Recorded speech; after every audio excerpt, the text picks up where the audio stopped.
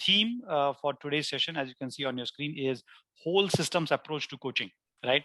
So as we were preparing for the topic along with Saras, who's a speaker for today, is, as coaches, we typically engage into one-on-one coaching. Yeah. But at times, do you need to see beyond that? And what is the whole system approach? Our speaker is going to talk to us about. So put your hands together. Hearty welcome, Saraswati Anand. So she is a leadership and a team coach.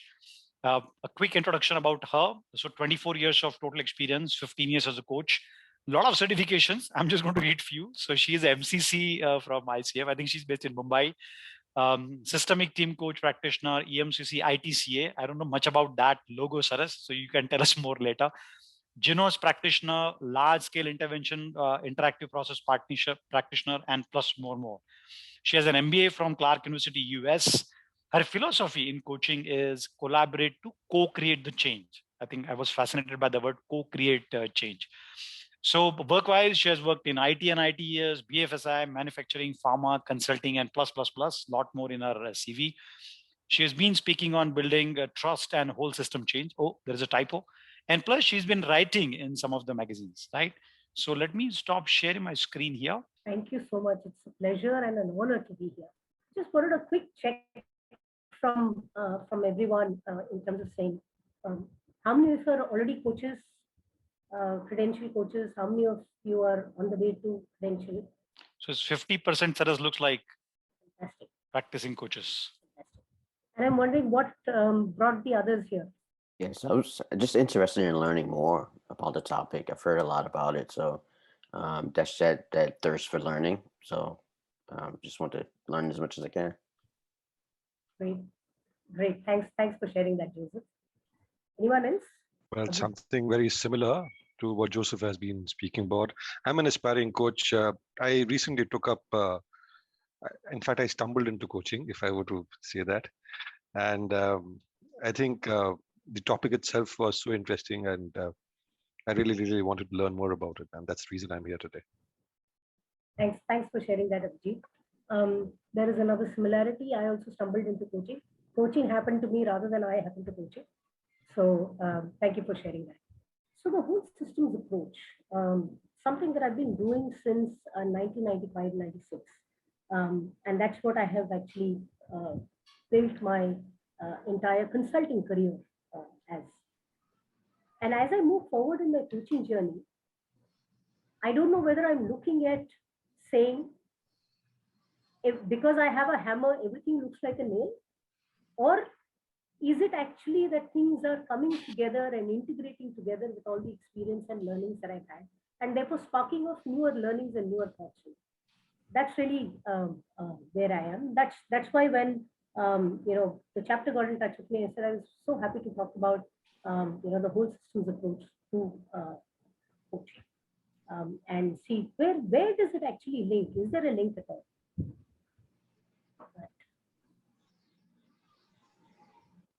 So what is whole and what is the systems, and therefore what makes it the whole systems?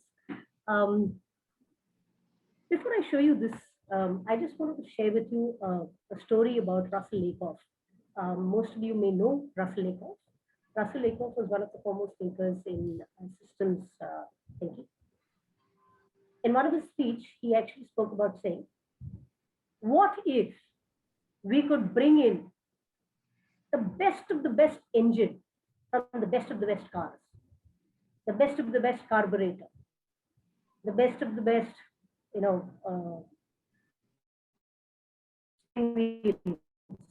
best of the best, the alignment, together, we would get the best of the best car, wouldn't we? And that's really what did not happen. Because when you get all the best of the best parts, it still may not make the best of the best of them. Thinking and approach borrows from and roots itself in. It's more or less like the story of the elephant and the blind man, where everybody can see whatever part that they see, and they think this is what it looks like in their own perspective. Whereas the whole systems approach is actually talking about how can you acknowledge that the whole which is there is far, far bigger because of its interdependencies and the diversity of these elements and the impact that it has on the others. It can actually create a lot of different, far different outcomes than what we can really imagine. And therefore, how does one look at that all the changes that happen in one part are really not isolated anymore? That's really the process of whole systems. Acknowledging that whole systems are not just a sum of all of its parts, acknowledging that they're diverse, acknowledging that the impact that they have on each other could be very different, acknowledging that there are interconnections and interdependencies. That's what really whole systems thinking, which is based on systems thinking. So, as I was thinking about this, so this is just what whole systems and systems is. Why? What makes it important to talk about it today? That's really something that that kind of got me also thinking and wondering as to what really does make it so important today. As I did a little bit of research to understand, what's making it so important today to look at the system and not look at just the parts of the system. I came across this beautiful research by Gartner, and there's also a quote by the TCS managing partner. But what it basically said is, at the root of it all, given that the pandemic, I think we've had the best of the experiences, through the pandemic. So best of the experiences in terms of understanding systems, at least, may not be best otherwise. But it's really about looking at what the pandemic has caused. And the pandemic has actually increased a lot of remote working, or the need for remote working, the fact that offices and buildings and such infrastructure may not be required. So, which all of us do, right? And therefore, if that's at the root of it, what's it sparking off? It's actually sparking off various things. And the various things that it's sparking off is, it's actually looking at how the gig economies could become actually more important, more in play than what it was earlier. Contract working, something that seems to be a trend that is started happening. Expansion of data collection in terms of, the way we used to engage with our employees today are actually undergoing a little bit of a shift. And the reason for the shift is because earlier we would have them physically here. Now that they are remote, the need for collect all different kinds of data, keeping the ethical boundaries of course. So that's another shift that it's sparking off. And also, how do we include them? When you're actually sitting remote and working, how do you actually include them and therefore create this culture in the workplace, which is actually not just inclusive, but also important, because that's how decisions will be taken and tasks will be done and so on and so forth. So here are just a few of the things that I did mention, but the point is today, what the pandemic and the kind of circumstances that we are in is actually bringing together more of a focus, saying that then why should we focus on whole systems rather than just looking at the parts? That's actually coming up more and more acutely than what it had earlier. So therefore, the relevance of this topic itself is what I thought, and I thought I would share that with you.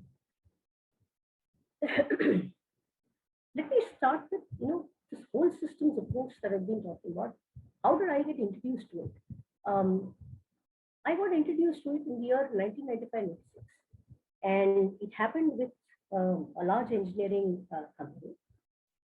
They had a very huge growth plan, and this organization said, you know what, I have an issue, a problem where I have a very big growth plan, which requires my teams, the parts, to work together, breaking all those silos, that way of working that we were doing.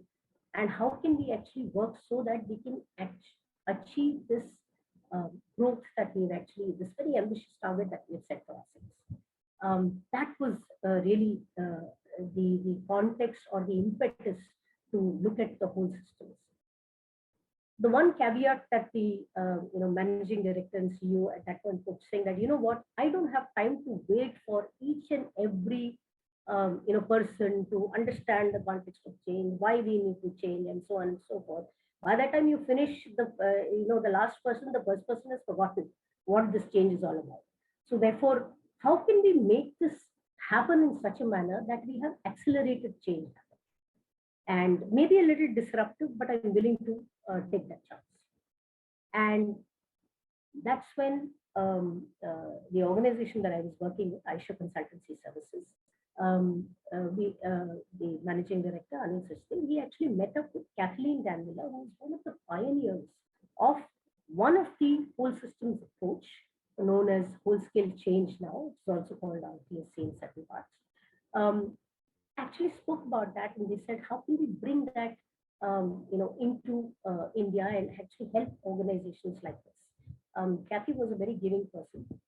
She had actually undergone something very close, in terms of her own health, failing health, and how she recovered from it. Dr. Deepak Chopra helped her with it. And I think that was the impetus for her to say, how am I going to give what I have? And what I do have is the knowledge of whole systems approach. And how can I give that?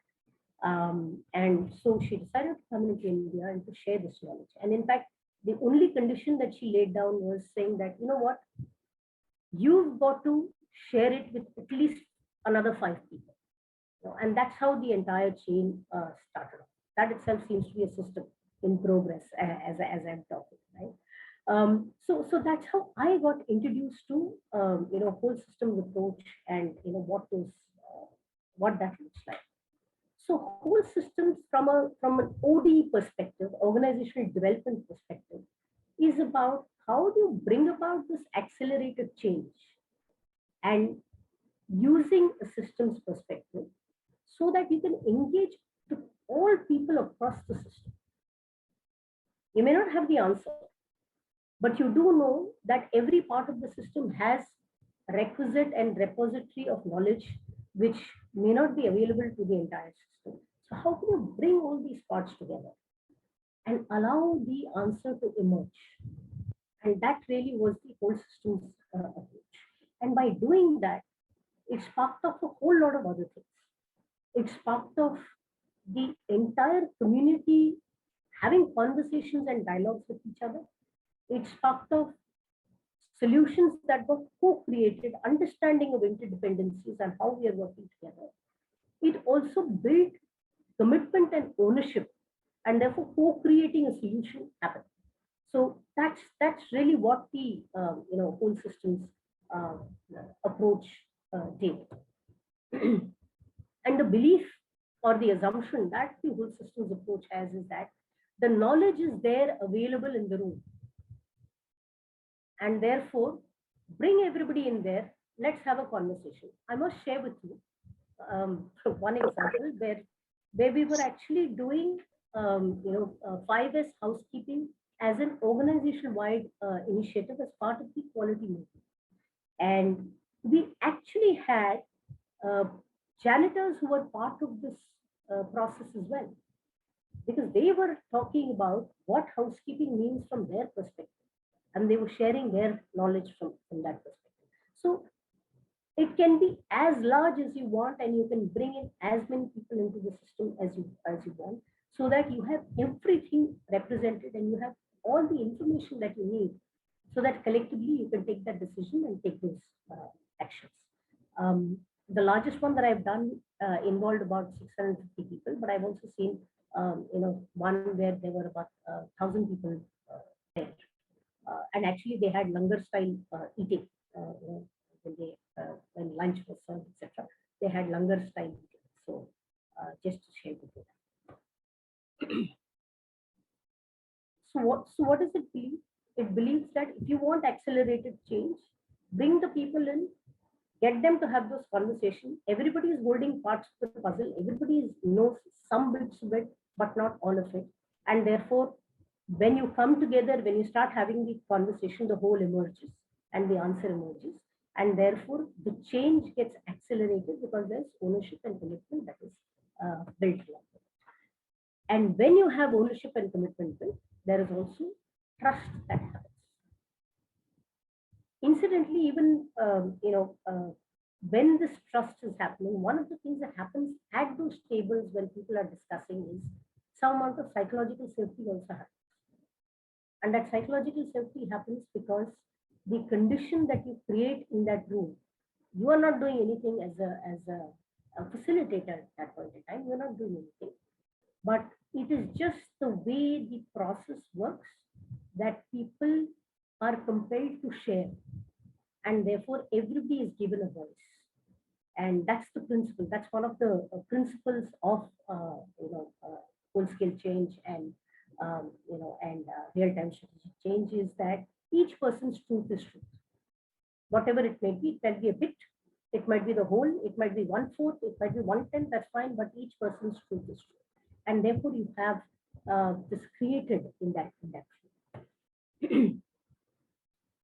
So this was just to set up the context of what whole systems approach, etc., is really, to get into the meat of the stuff, and just to share with you some of the methods through which you could actually have a large whole systems change or whole system approach that you want to implement.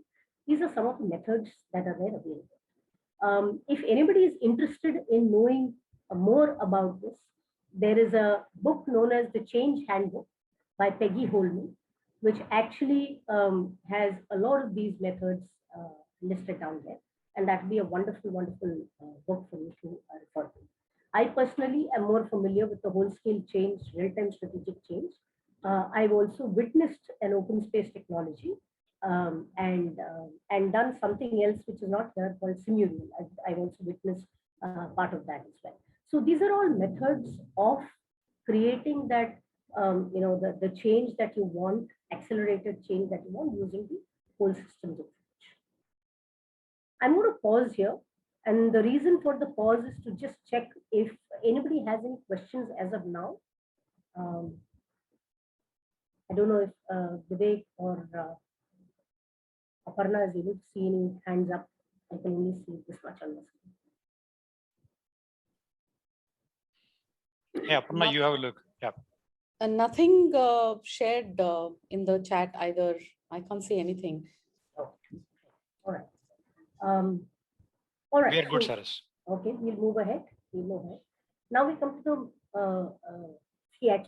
root of the matter. I say Pune chapter, so obviously what is the link between whole systems approach and coaching? And I must be vulnerable here and share with you, this is an ongoing learning for me. And why is it an ongoing learning for me? Exactly about a year and maybe 2-3 months before, I did a similar webinar. And now that I'm doing this webinar, there is a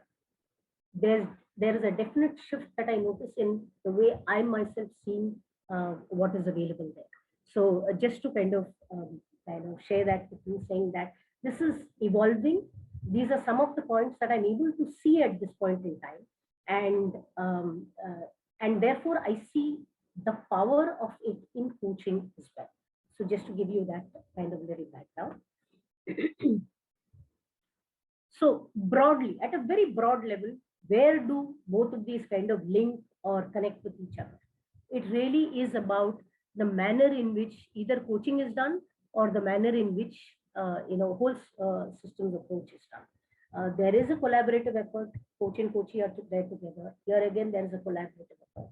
Here again, the coach and coachee are having this conversation, and there is a co-creation of solution, or co-creation of whatever is happening in that room together.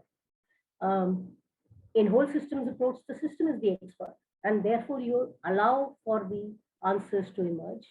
In coaching, the client and coach, when they're sitting and having a conversation, it is the client who is the expert, and therefore you are able to acknowledge that they know what is best for them, and that's the other part of similarity.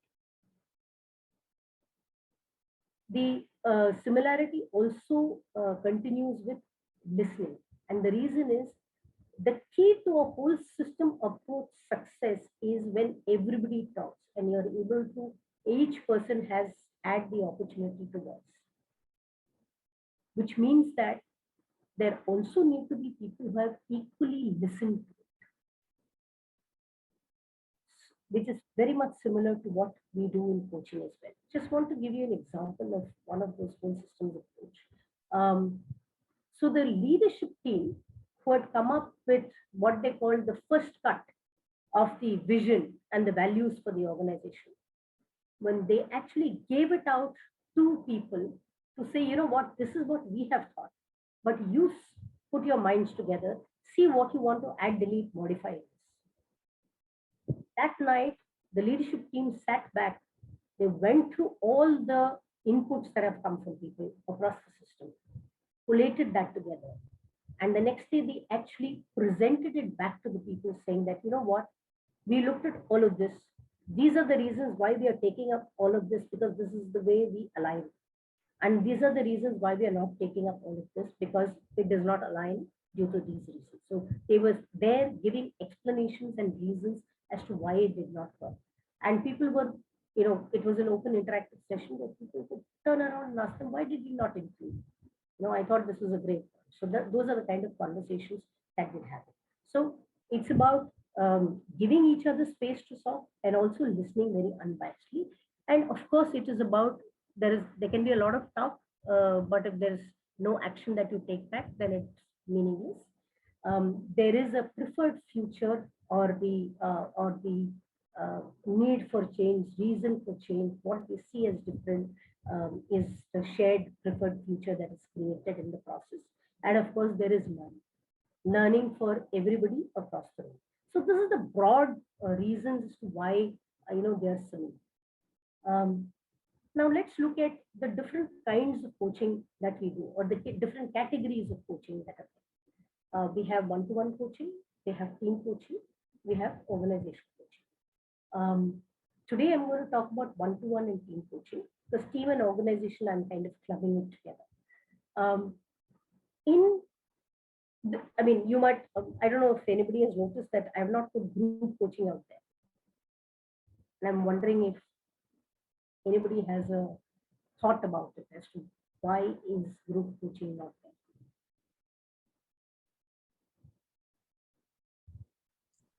Is it covered in Teams? That's a thought. Okay, that's a thought. That's a good thought. I'm going to hold on to that. May not be part of a system. Group may be part of, the group may be from multiple systems. It need not be from the same system. Okay. I don't know who said that, but I think that's a brilliant point. Brilliant point, because they are disparate people who are coming together, forming a part of this group, and therefore undergoing group coaching. But through the methodology of group coaching, we're still coaching the individual, and we're not coaching the team, because they are not a team. They are disparate in nature, in their roles, in their connections with each other. And a best example is competencies in an organization. So when there are, when they want people to understand and skill themselves better, or see how that links back to their day-to-day life, organizations can call people from various parts and say, you know what, we are having a group coaching session around this competency, and or around this topic, whatever the case may be, and therefore that's how group coaching starts. So they're not a team, they're not a system. Having said that, there's also one more aspect that I want to share, and that is, while this group is together, there is a system that is created, and that system is including each of these individuals which are there in this group and the coach. What best it impacts at that point in time is the learning that happens across the group. Because if they were from the same system or allied systems, then there would be some interdependencies, which in this case may not be. It could be anybody from any walk of life who could have come in together to say, you know what, I want to learn how to become more successful. And that's the common theme, and that's where group coaching happens. But you could have one person who's a business owner, you could have one person who's a graphic designer, you could have one person who's setting up a new shop, maybe a new library, maybe, and all these disparate people come together and are coached. So that's the reason why I've not put group coaching.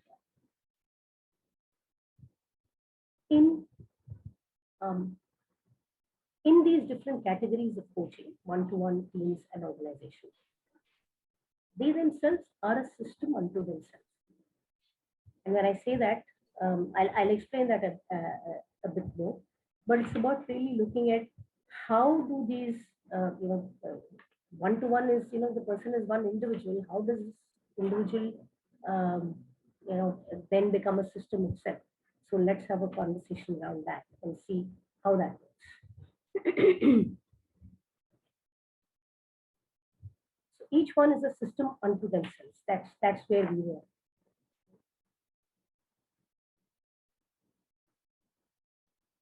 And each of these systems are also encased in another system.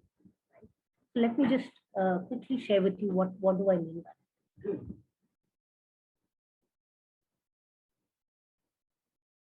So when you're coaching one-to-one, the person whom you're coaching itself is a system. And why do I say that? I'm just going to take a moment to come to that. While you're coaching this person, they're also ensconced or nested in another system, which is the organization system. That's one. They're also a system unto themselves because they bring in their own influences from the family system, influences from the organization system, influences from the community, and so on. So therefore, that is the system that is actually being created here. And I'm going to just take another moment to explain this in a bit. When we actually step back and we start looking at the person whom we are coaching one-to-one, what is the system that they bring in? What is the systems that they are ensconced in? And that's when we see the system emerge. Right now, it's sounding very, very esoteric. So let me just go into what it means. So when you're coaching one-to-one, the person is already bringing in certain influences which have happened for them from the family system that they belong, the team that they belong to, the organization that they belong to, or the community that they come from, the friend circle that they have, the society, and even the country. And when you have all these factors which are there together, it all creates certain influence on the person. And that influence is about those relations and interconnections which are impacting the individuals themselves. And that is known as systemic influence. I just want to share this with you before I get into saying, how does it become a system at all? It becomes a system because when you're brought in to coach an individual, and I'll share with you an example, brought in to coach an individual because there is an issue with time management, let's say. Because there is, time management can be a goal that they want to work towards. Another goal that they want to work towards is how do I, become an enabler in the organizational decision-making process. That could be another goal that they could have. So just it could be as all these goals that are there. And these are what you see are a result of the events that are happening. The events that happen, which then say, you know what I need to do better is, or what I should do, what I'm doing well, but I need to work better on is time management. Right? Those are the events which is the tip of the iceberg that you actually see. How does the system get built? If you're working on that event, then it is about looking at how do I fix this problem? And therefore, as a coach, you have the choice to work with the client to say, you know what, the problem seems to be this. So let's figure out how can we address this problem. You might find that as you're addressing this problem, the problem is stopped in the short term, but again will resurface after a little point in time. And that's because it also needs to go a level deeper, and a level deeper, like the iceberg model, which is there. And what the iceberg model says is, If you're working on the events, you'll get short-term results or no results maybe. But if you go deeper and you try to look at what is really the pattern that you're observing there, and if you're able to coach your client around that, then you will see certain trends that are emerging and you're helping the client connect those dots.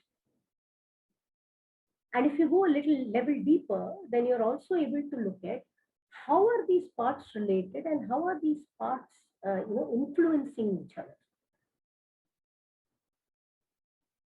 And if you're able to go a little deeper, then you actually look at what are the kind of beliefs or the assumptions or the values that the individual has, which then help the person look at the event in a completely different light. And once you've gone that level deeper, this is the system that I was talking about. The person is a system unto itself due to the influences of the other systems from over time. By working on these, the leverage that you get will help you make bigger shifts. And that's what is the systemic approach to coaching. I want to give you an example here. So this leader spoke about how time management was a need for the leader to work on to make it better. And as conversation started, what surfaced, what got uncovered is that when the organization was being built, this leader, who was part of the founding team of this organization, was managing a set of stakeholders very, very closely, because that was the organization's belief, value, that they will be customer-centric, stakeholder-centric, and therefore they were going to work with this stakeholder as they were collaborating in their growth and development. So that became very important. Over time, the organization itself had metamorphosed. It metamorphosed in such a manner that the business had grown. The founding members, all had different other roles, allied but different other roles. Whereas this leader was left holding the baby of managing the stakeholder. So one of the and why did that happen? That happened because the beliefs that the leader had was, if I have to be customer centric, then I need to make sure these stakeholders whom we have grown together with, I am able to spend that time with them to resolve all the queries that come up. And that is why a lot of time was actually going into that. So what turned out to be at the surface level a time management issue actually came down to saying, you know what, I truly believe in customer centricity. That's a value that I hold very dearly. And that is how my organization is also. So how can I not, give this kind of time that I need to give? So having worked with the client on this to really understand, saying that the value, holding the value customer centricity very dearly, how can you still make sure that your time is well managed?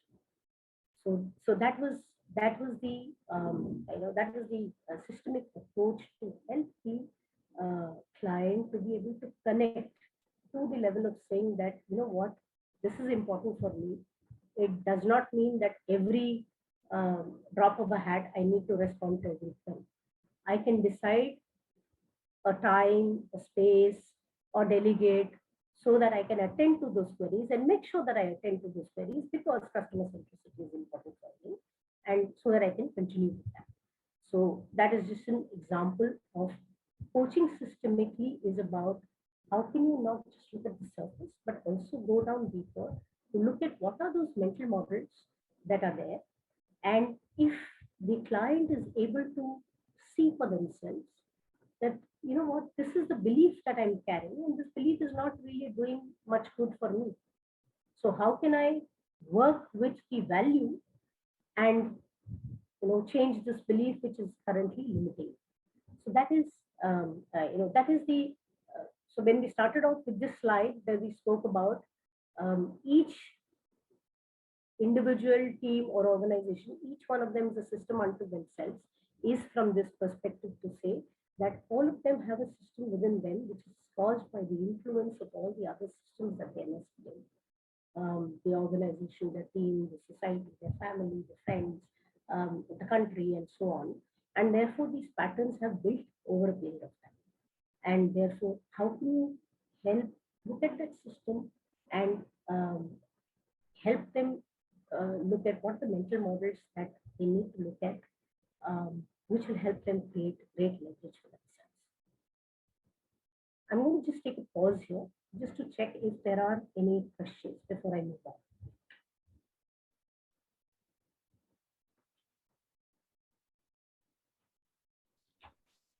I see no questions in the chat bar, but if anyone would like to ask her questions, you can raise your hand and we'll call on you.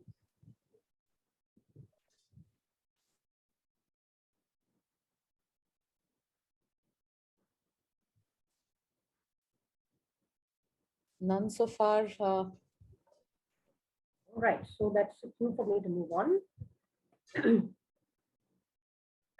Moving on. So we looked at the system, which is the client themselves as being a system. And therefore, the holistic approach that is taken, saying that let's not just look at the tip of the iceberg, but let's see how we can go further down and therefore help the client access their own inner wisdom to help themselves.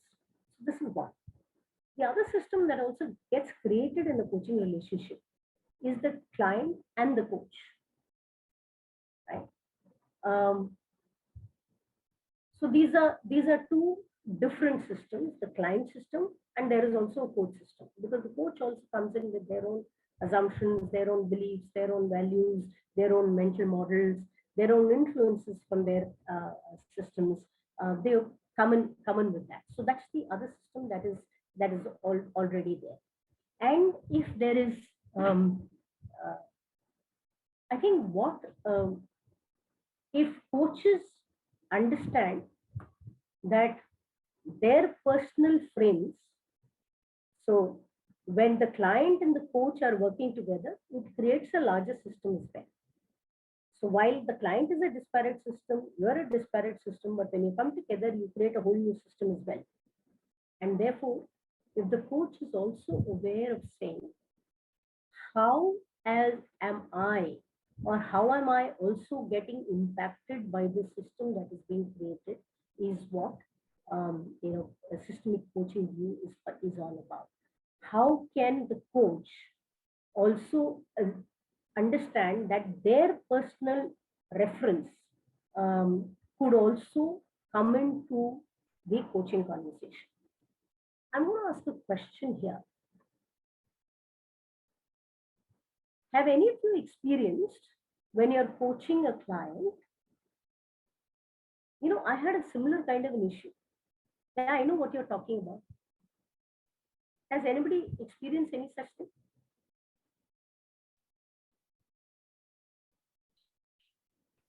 Saras, could you please repeat your question? Yes. Repeating the question.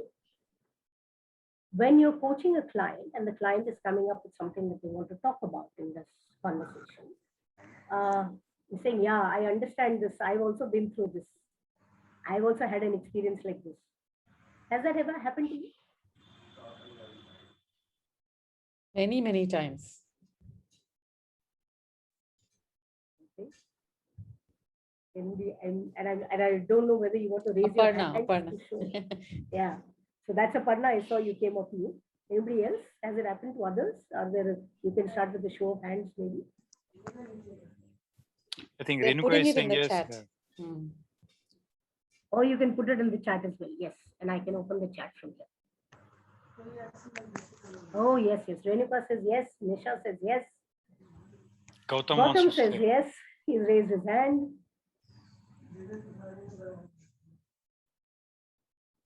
Yeah. Joseph also is saying yeah. Joseph is also saying yes. Yeah.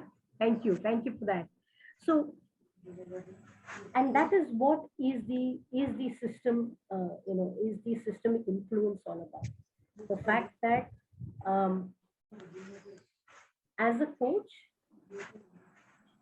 be aware of the personal frames that you're coming in with, which will also somewhere show up in the system, and which will also somewhere play up in the system as well. So I think that is something from a systemic perspective, something that a coach should watch out for. Hanji, ठीक है. Saras, Vivek here. Yeah. A quick one. Sorry, I'm just thinking in a different line. Yes, See, as please. a coach, actually, we stay away from sharing our perspective and stories, right? So I'm just actually curious to know, what is it that I share, and client says, yeah, exactly. I've also gone through that. Since I'm more on a curious questioning mode, right? And that curious questioning mode, while you're there, you're also aware that that flash happened to you, saying that, you know what, I've been in the same spot too. And that is the awareness that I'm talking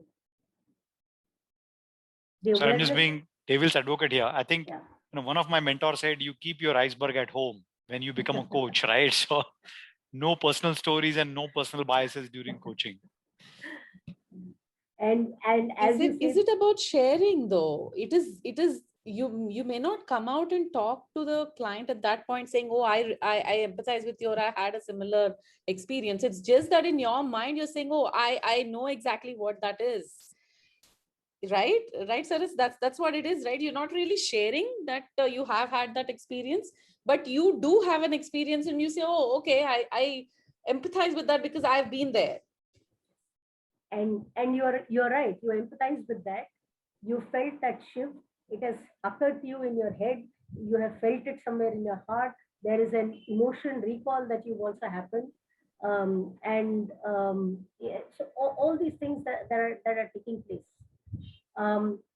While you may want to share it or say, yeah, that's fine, had that experience, but that's fine. Right now, I'm very focused on you, listening to you. But as a coach, are you aware that this is what is happening? The belief is,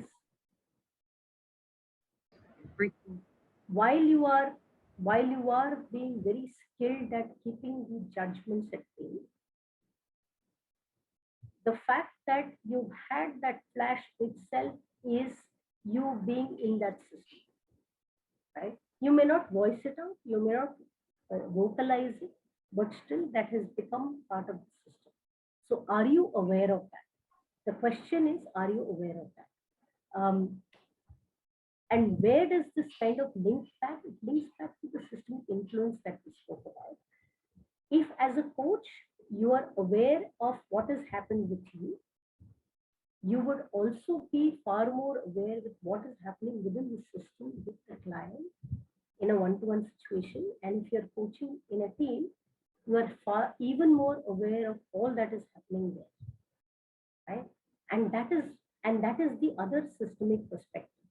In fact, there are some coaches who go down to say, and while I was researching on this, there were two thoughts that actually I saw, and I've experienced it myself. Sometimes I've shared it, sometimes I've not shared it.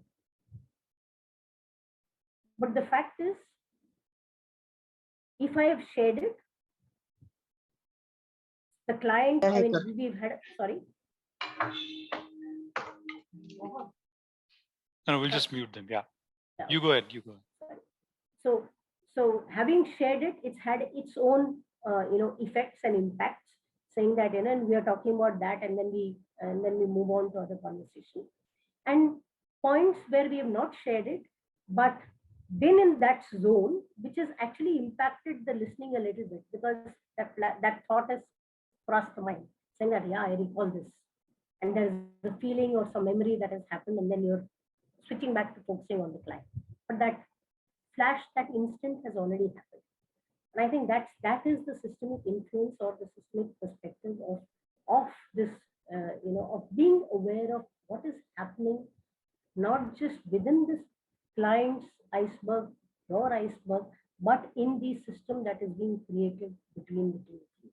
And why does it become important? So that as a coach, if you have deep understanding of your own internal and external worlds and how they play out, that's the important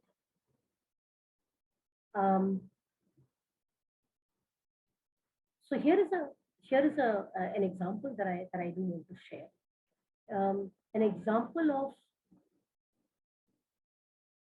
when coaching a client, understanding how difficult it is to say no.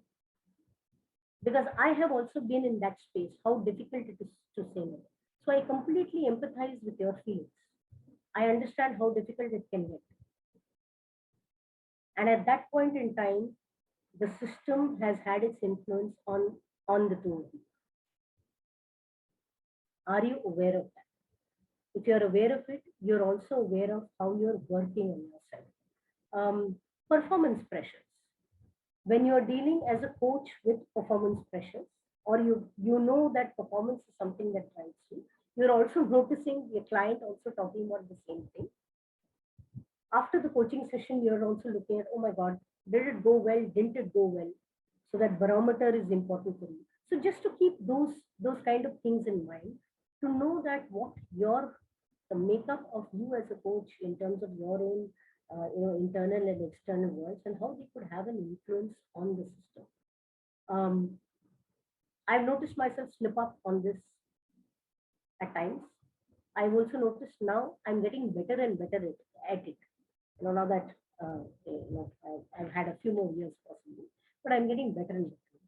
So the whole systems approach and how does it link with coaching is about understanding that systemic perspective is not just about the client, it's also about the coach, it's also about the system that you create together. Sometimes it could also happen that there are certain kinds of clients only you manage to attract. And that could be a good barometer to say what is the system that you are creating. Vivek, you have your hand raised. Yeah, I'm just, may I ask you a question? Please. So no, there's an aha moment for me.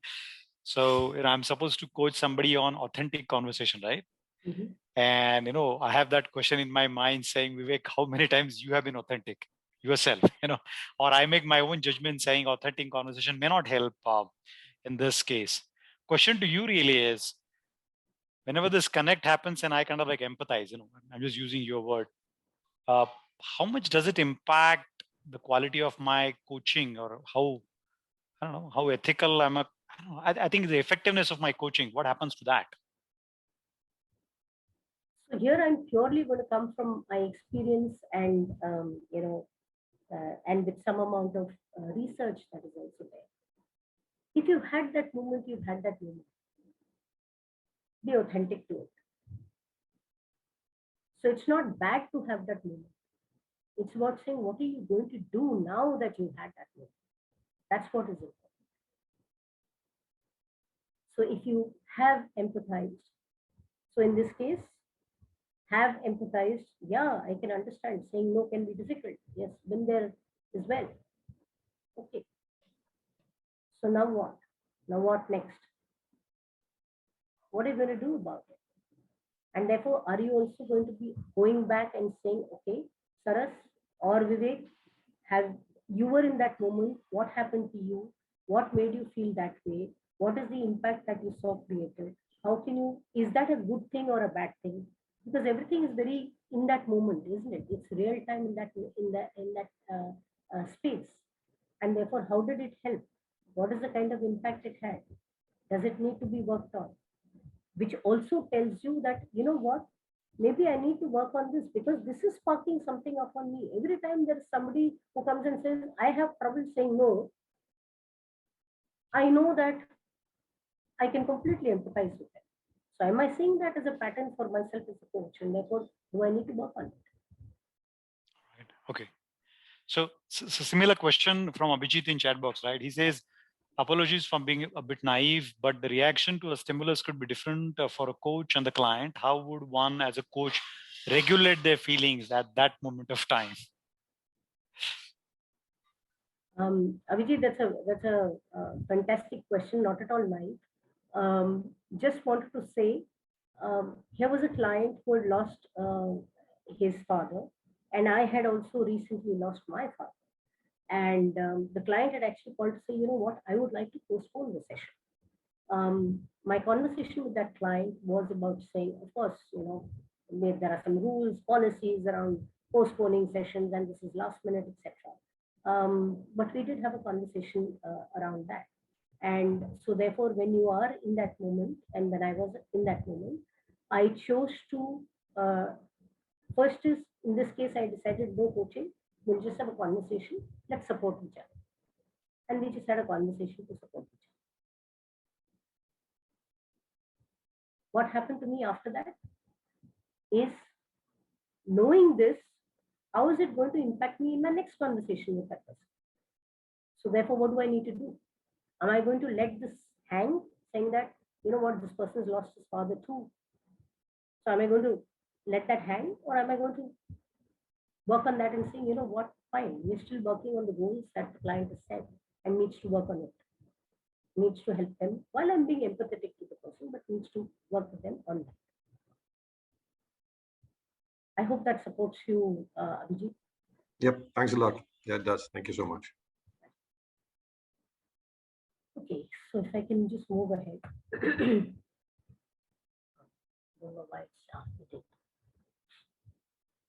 So this was with respect to one-to-one coaching. What happens when we move to, I'm going to take team and organization both together, because organization is just a magnified version of the team. I think here again, it's important to understand how these systems are nested in each other. You as a coach, the team that you're coaching, and the system within which the team is nested under. And that systemic context can be very many. So we'll just take it as, you know, at this level for a moment. Aparna, I remember you said that, you know, why isn't group there? Because I don't remember what you said, but I think you said, you know, you gave a reason as to why group could also be there. The difference that I want to point out between group and team coaching is that when you're coaching teams, you're coaching the entire team. It's the collective, it's the entity that you're coaching. You're not coaching individuals in that team, which is very different from group coaching. In group coaching, you're coaching the individuals, whereas in team coaching, you are actually coaching the team itself. So I think that's the first thing to understand. So therefore, when you're coaching this team itself is a system. And a complex system is that because there are a lot of dynamics that's playing within the team entity itself. And this team is now operating in a wider context also. The wider context could be their own functional context, it could be their own regional context, it could be the organizational context, it could be all of those. So there are many influences that are happening to this team. Sorry, anybody had a question? Because I heard some voice. No, they are just unmuting somehow. I'm muting them. I'm muting them. Yeah. Okay. All right. Great. Thank you. Thank you so much. So yes. So that is what that is. And also, so therefore, team coaches. So actually, team coaches have a slightly harder job, and the harder job is because the dynamics and the scale of the complexity is slightly higher because there's just more number of people. It's not just one individual that you're coaching. It's more, and therefore it becomes slightly more complex. If you were to now look at it from the team perspective, where is it that they are in this team coaching journey? In this entire systemic perspective.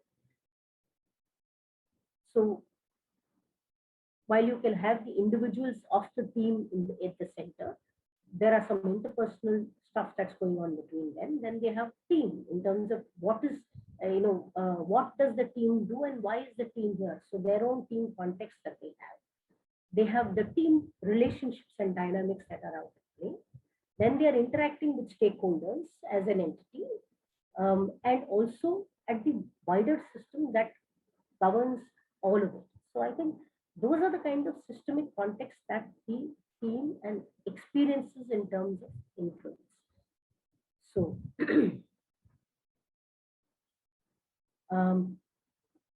I think I'm going to skip this, or maybe I'll just say that. So when you are coaching teams with a systemic perspective, it's pretty much aligned to, or rather similar to, whole systems approach that we do.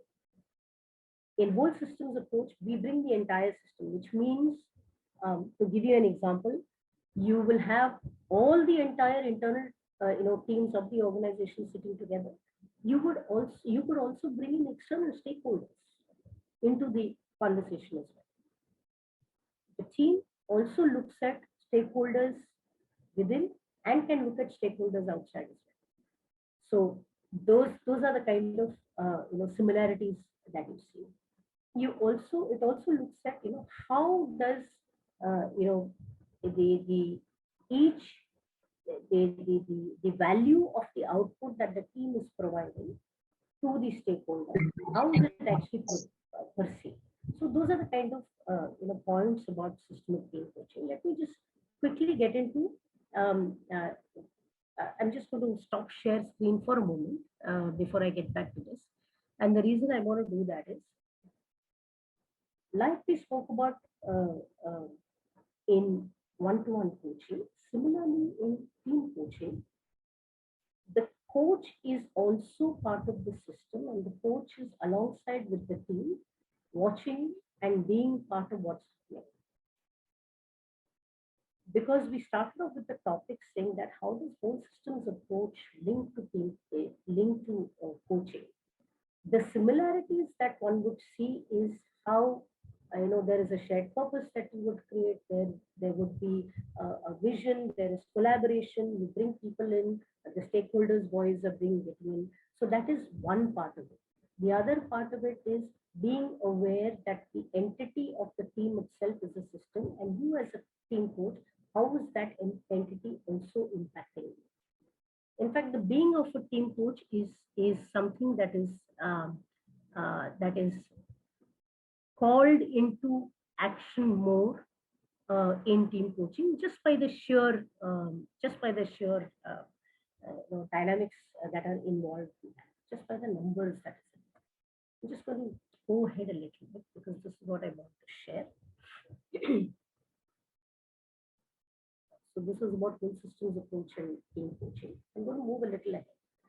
And the reason why I want to move ahead is I noticed that this is what seems to be eye-catching for most people. That is about, let's talk about coaches. Let's talk about coaching. What's really happening there. So as a coach, there are three ways of being when you're coaching teams and organizations. Right? There is a cognitive, there is a thinking aspect to it. What do you see? What do you hear? What are you seeing? What are you believing? That's one part of it. The other part of it is also the action. What are you doing? How are you behaving? What are you saying? So those actions are part of it. The third part of it is how are you being as a coach, which is exactly what we spoke about even in the one-to-one coaching. How are you being as a coach? And why does that become important is, with dynamics being so many, because there are, the entity is so dynamic in its nature because it has many people which forms it. What is the need of the systemic coach to look at and say, what is it that is causing me this feeling at this point, is very important for the coach to. I'll give you an example. So while coaching this team, suddenly I felt my ears turn hot and they were red. Because what was happening, what I was sensing in that team was an undercurrent of negativity which was going on. And that showed up for me in that manner. So if as a coach, I'm able to recognize this feeling and I'm able to process it to see, what's causing this? I'm sensing this. Can you bring it out as a team coach? Can you bring it out as a coach and say, this is what I'm sensing and what's really happening here? Is the kind of conversation that we would get into. I'm just going to pause for a moment if in case anybody has some questions around this.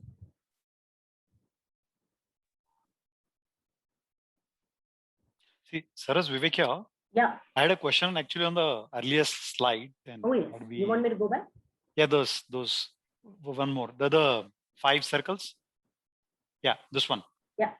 So I know I've been to this side as well, but typically, let's say most of us do one-on-one coaching. But if this is the reality, the system we are talking about, and might be you're going to talk about that in next slides. But what would help me is whenever you are talking to a new client, client as in company, and if this is the reality, what do you tell them, for maximum impact on coaching, how do you engage them into one, getting an order, talk to them? What do you tell them?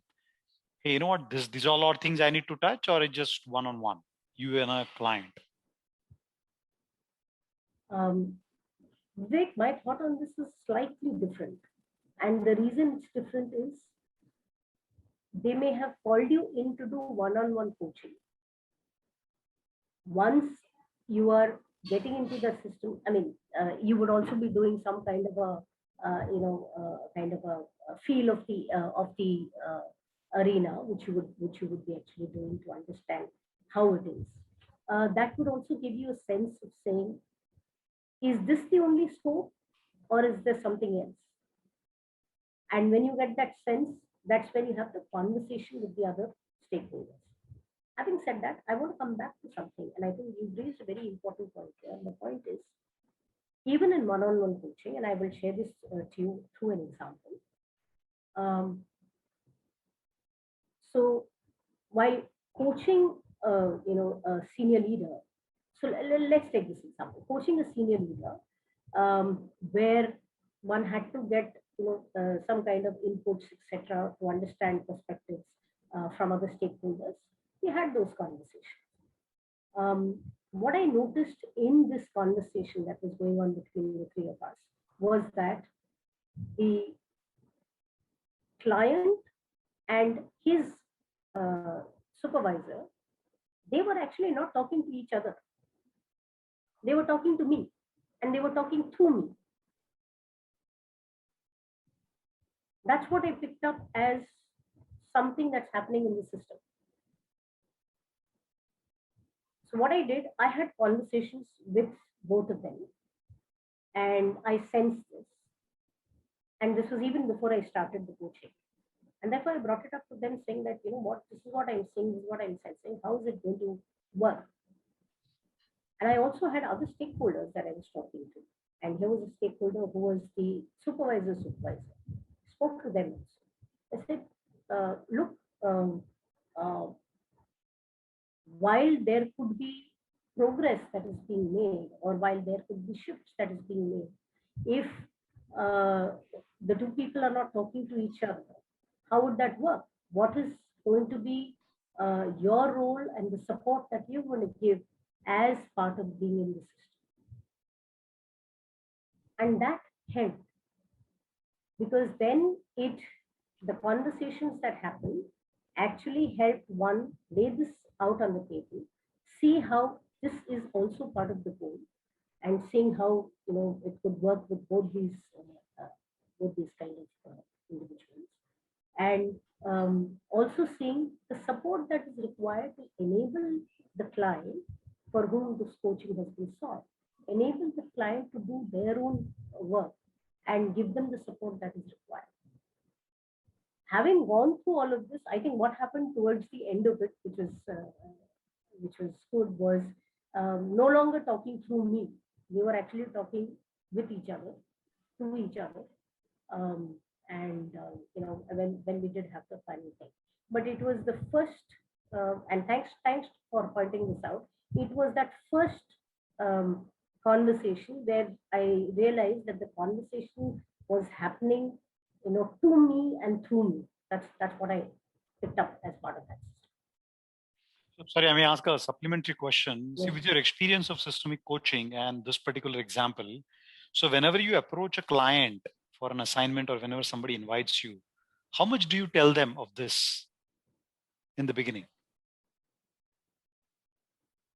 When you say tell them of this, tell them of what are the kind of influences that happen? So my question was really, when you talk to client and now that you are aware of the systemic nature, kind of like, how much do you tell them and how much you don't really?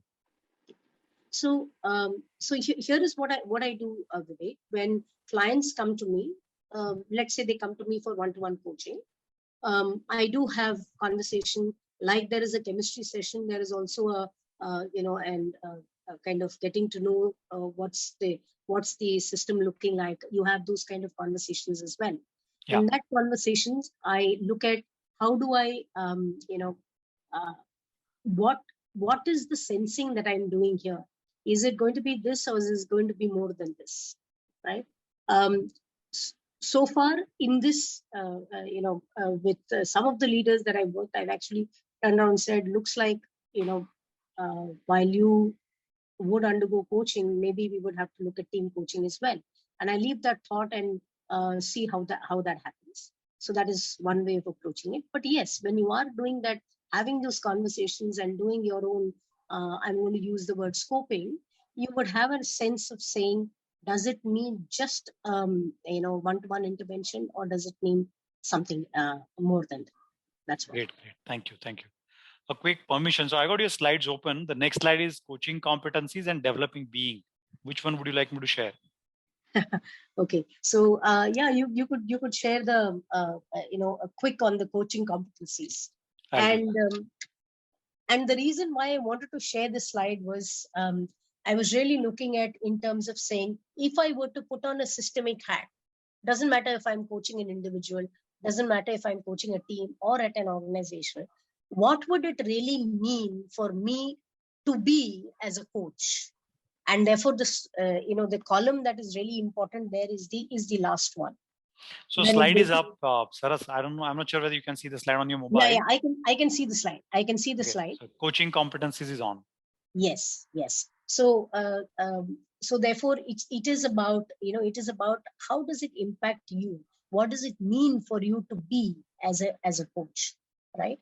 So and what I've done is I've only looked at if you notice team coaching competencies, they're all pretty much the same with some add-ons that are there in terms of those competencies, right? And therefore, for let's say demonstrating ethical practice, it is about understanding that this is a single entity that you are going to coach, and that is the that is what it means in your ethical practice, and also understanding that there could be other modalities. While you may use them, you are a coach and you're always wearing the hat of a coach, and therefore it's about being transparent, saying that I am coaching the entity and I'm not coaching any individuals in that. That is something separate and over and beyond. There is divided thoughts around saying, can you coach people in the team one-to-one while you're coaching the team? Some say yes, some say no. My own experience says at this point in time, I wouldn't like to coach team members in the team. That's where I'm at. Maybe it'll evolve over a period of time. The second aspect of it is to say, when there are other modalities involved, to be able to know that they are temporary. That is just something that I'm doing for enabling this team to understand something better. But I'm always a coach, and that's the hat that I will wear. Similarly, when you are talking about embodying a coaching mindset, which is almost foundational, it's all about being aware of the dynamics which is playing out, or the complexities or the scale of dynamics that's happening in the team or at the organization level. So how can I as a coach sense this and still be agnostic to the fact that I'm not going to be a part of it. I'm able to sense so that I can bring it up. And I'll give you an example here. While coaching a team, one of the members of the team started, connecting with me one-to-one more and more frequently.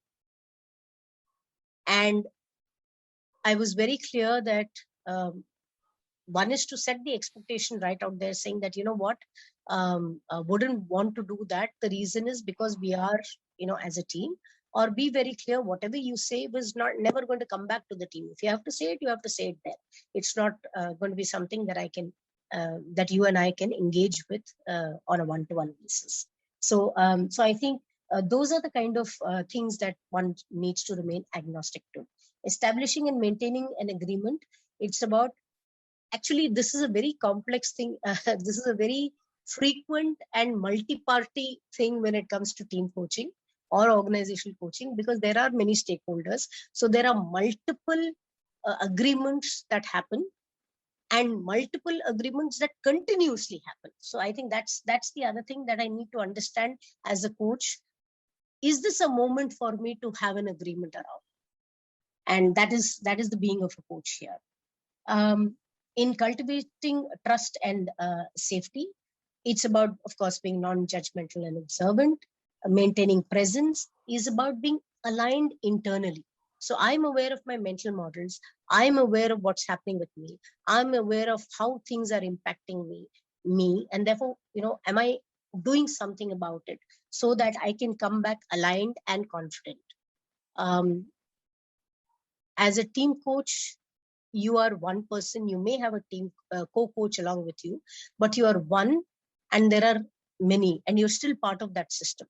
So, the dynamics that are involved could be overwhelming in its nature.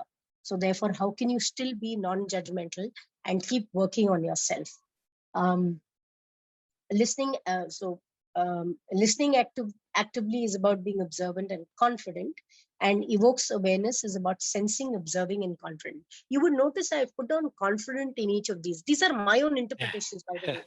These are not interpretations that are given by ICF. So that's the disclaimer there. And the reason why I've interpreted it this way is because the confidence or the authority that a coach should have is not about, it's not about banging on the table, but it is actually about being. The way you are being is very highly self-assured and confident in the dynamics that are taking place.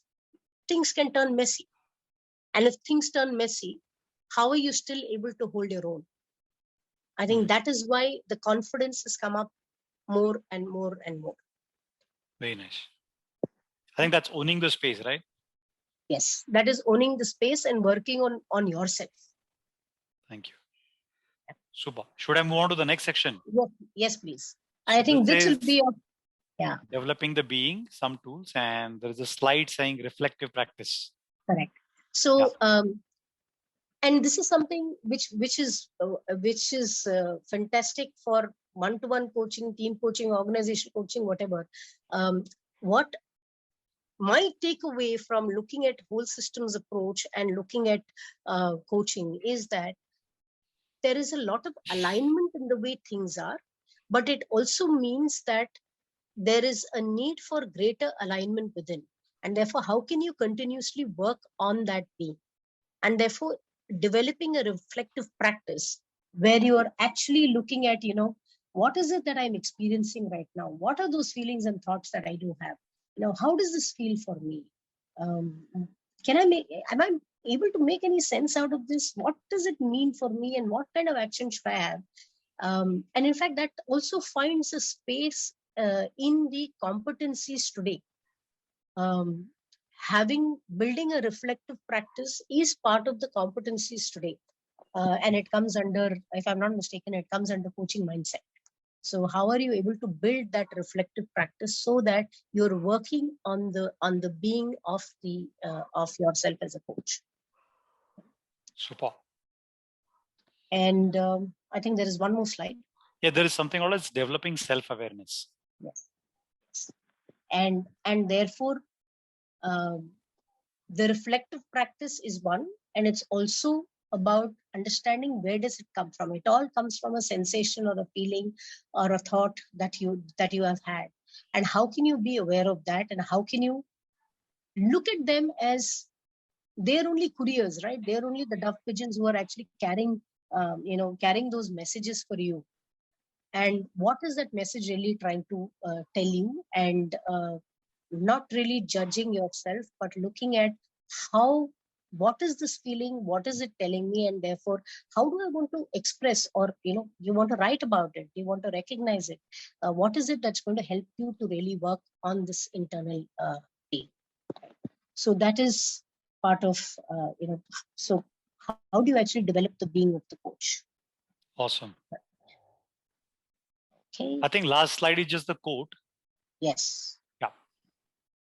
Yeah, that's what the last slide was. Yes, that's it. Yep. Right. And I'm just going to leave it there for anybody if they have any thoughts, questions. So thing is that there are some of us who want to go into the details. The micro attracts us more, and some of us are more attracted by the macro. So if I'm understanding it correct, this requires maybe the micro to macro shift, very often. And so what would you suggest as practices for a coach to be able to do that? Zoom in, zoom out, if you will. Yes, absolutely. Zoom in, zoom out. And that's a brilliant question. One of the practice that I've noticed that helps me, and each person can, actually develop their own habit, is what works for me is meditation. That's one. The other thing that also works for me is when, I used to have this habit of taking a lot of notes. And I found that is extremely distracting. But I truly believed in it for quite a long time. The minute I stopped doing that, I realized my focus and therefore my ability to zoom in, zoom out was far higher, because I was able to catch everything. Is that a Rajat impact, Saras? I'm a victim of that as well. Me too. Yeah, me too. And I know Jayashree was about to say that SNN combo, but MBTI, I know as you're walking the road on MCC, I'm sure you have been told to stop using MBTI, right? Nobody told me, but I forgot MBTI. Super duper. So Nitin is mentioned in the chat box. Vivek, sorry, go ahead, Aparna. No, my question was for the group coaching that you said, Saras. So if you are to look at cohesive group, they're not probably part of the functional process, but they do have to adhere to certain processes of the group itself. So do you think the ones what you shared for group for team coaching would really apply in such case? They are individuals, but they have to adhere to the processes of the group or the functionality of that particular group. Then does that even work here? So when you are looking, so the connection in a system is largely the interconnections and the interdependencies. If those two hold good, then yes, they are a system by itself. So from a systemic perspective, right? I think the question is more from a team coaching perspective, if I'm not mistaken, right? Then while there could be interconnections and interdependencies, the question that I would ask this group is that, do you want to become a team? Do you need to become a team? And then I would work with them as a team. Otherwise, I would not work with them as a team.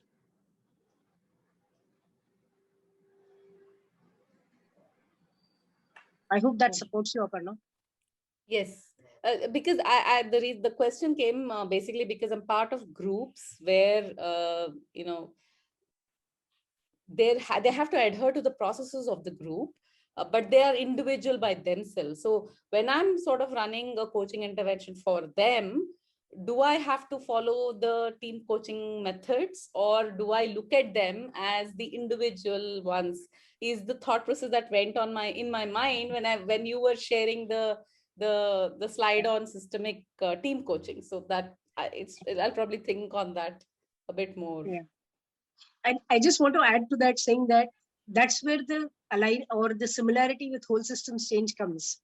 Whole system change talks about saying that, do you have a shared purpose and therefore a shared vision? You know, so if this team if this group does have a shared purpose, and therefore they want to become a team, then bringing them into being a team itself is team coaching. Right. Very powerful. Yeah, absolutely. Thank you. We'll take one more question. Yeah, Nandita has a question. Nandita, go ahead. Yeah, hi. So hi, Saras. I'm a new coach, and a lot of stuff that you discussed today was very insightful. I'm mostly into individual coaching, and I'm looking at the two slides you shared, one about individual being the system, a complete system, and the second about individual and coach kind of co-creating a third system. Both of them are systems, and then they create a third system. And while I understand what you're saying through all of this, when I do go back and sit with my clients, where does this awareness play out, and how does that help me? So there's some kind of a missing link for me here. The knowledge that you shared and the application, is there something that I didn't get so far? Let me see if this bridges the gap, and you can tell me whether it does do that for you. Transference, and I'm sure you would have heard of that. When in the coach-client relationship system that is there available,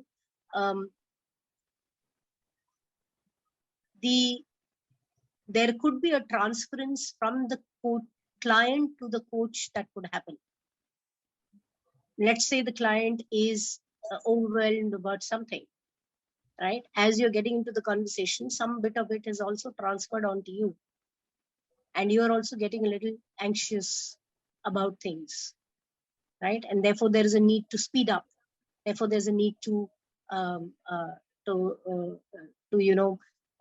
work more, get them to where they want to get to, because that seems to be the reason for overwhelmness for them.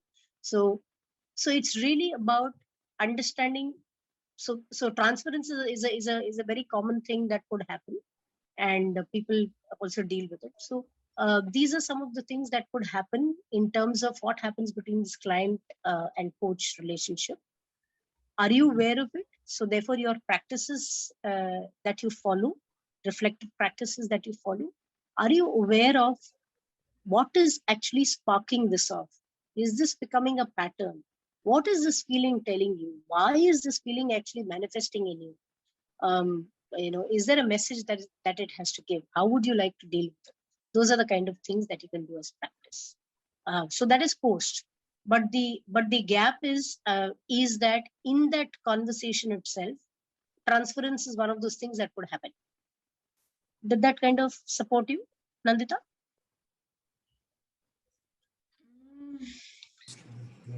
Not 100%, let me be honest.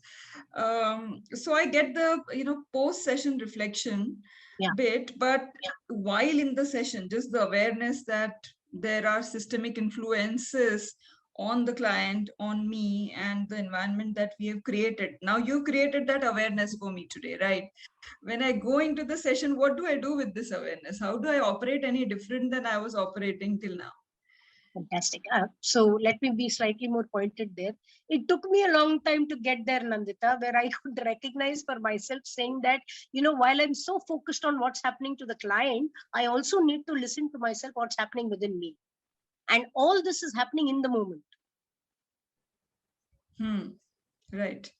And that is, so what can you do in that moment is, one, are you able to build that kind of awareness saying, right now you're feeling this. I'll give you an example. So when I was coaching this client, the client used very many big words and very motherhood kind of statements, etc. And therefore, I asked certain kind of questions the way I did. What I did realize is I felt that the client, my gut told me that is there enough safety built in this room and space?